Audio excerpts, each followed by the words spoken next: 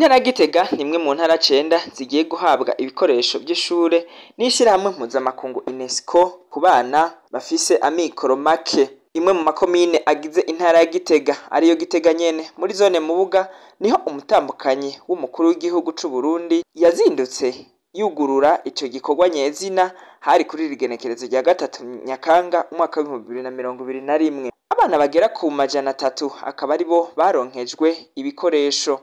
Iki gikorwa kikazoca kibandaniriza mu ntara nka Bujumbura, Rumonge, Kayanza, Ngozi, Karusi, Bubanza, Mwaro hamwe no mu gisagara ca Bujumbura. Umutambukanyi wa Nyenicubahiro akaba yamenyesheje ko bahisemo guhera muri iyo zone kuko ariyo igwiriyemwo abasangwa butaka benshi. Kurikirana umutambukanyi wa Nyenicubahiro umukuru w'igihugu. Turi n'iteka n'umunezero ntangere ukuba ngaha muri komine ya Gitega iri mu ntara nziza ya Gitega ngaha muri zone ya Mubuga kugira ngo dutanguze icese igikorwa cyo gutanga ibikoresho by'ishure ku banyeshure bava mu miryango y'amikoro make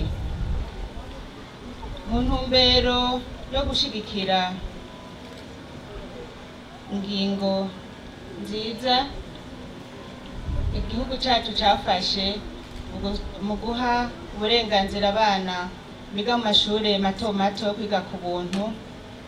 Ishirahamwe ry'abakenyezi bubakanye n'abakuru b'ibihugu muri Afrika mu by'iterambere naryo nyene ryafashe iya mbere kugira ngo rigire uruhara runiniya mu by'iterambere, tudashize inyuma na fondation Umugiraneza dusanzwe turongoye ngaha mu Burundi. Mu migambi twihaye harimo gufasha abana batishoboye. Muri iyo ntumbero twaje gutanga ibikoresho by'ishure, ikaba ari nayo ntumbero ishirahamwe mpuzamakungu UNESCO yuko abana bose bokwiga kandi bakaronswa inyigisho z'akanovera. Ni nayo mpamvu turiko turashigikira bimwe biboneka umugambi wo gufungurira abana ku mashure kugira ngo bashobore kuguma ku ishure kandi bige neza, kanatsinda iyo umwana arose ifungurwa zikwiye agira amagara meza kandi bigatuma akurikirana ivyigwa neza.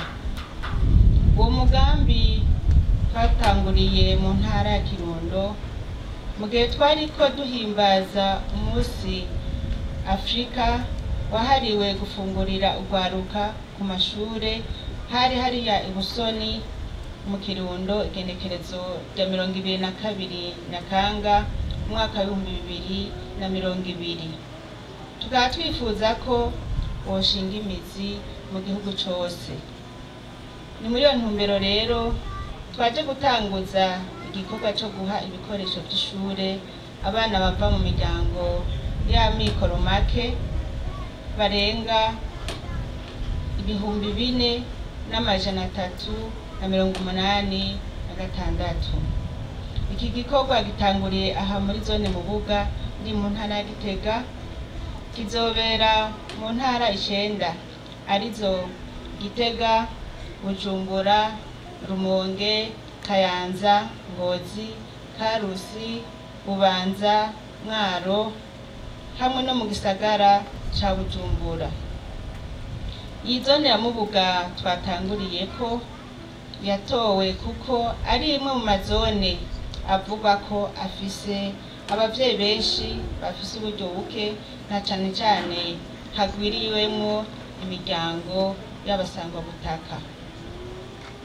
Twagomba rero dusabe dushimitse abavyeyi babo bana bagira baroswe ibikoresho ko borungika abana babo ku mashure kugira ngo bige hama baze babere akarorero abandi bana.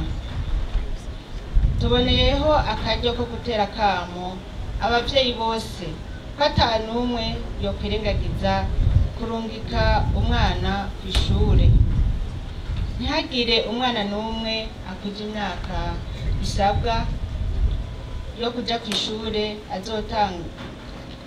azosigara inyuma kw'igenekerezo rya 13 Nyakanga nk'uko umushikiranganji w'indero n'ubushakashatsi bwashinze na cane cane iryo genekerezo. Turahimirije kandi urwaruka rw'abigeme ko narwo nyene rutosigara inyuma mu kwitaba akamo ko kuja kw'ishure. Ivyari magera vyarageruwe. Afise uburenganzira bwo kwiga co kimwe n'umwana w'umuhungu, na cane cane ko dukunze kubona ko hariho abigeme rimwe na rimwe basumvya amanota abana b'abahungu, kandi umwana w'umwigeme ashoboye co kimwe n'umwana w'umuhungu. Tworangiza tubamenyesha ko ibi bikorwa biriko bikorwa mu ntumbero yo gushira mu ngiro umugambi w'ibihugu vyihaye ko ata muntu n'umwe yosigara inyuma mw'ishirahamwe ry'abapfasoni b'abakuru b'ibihugu bo muri Afrika ryishinze iterambere OPEDAD Burundi hamwe n'ishirahamwe Fondation Umugiraneza risanzwe rirongowe n'umutambukanyi wa nyenicubahiro umukuru w'igihugu cacu Burundi.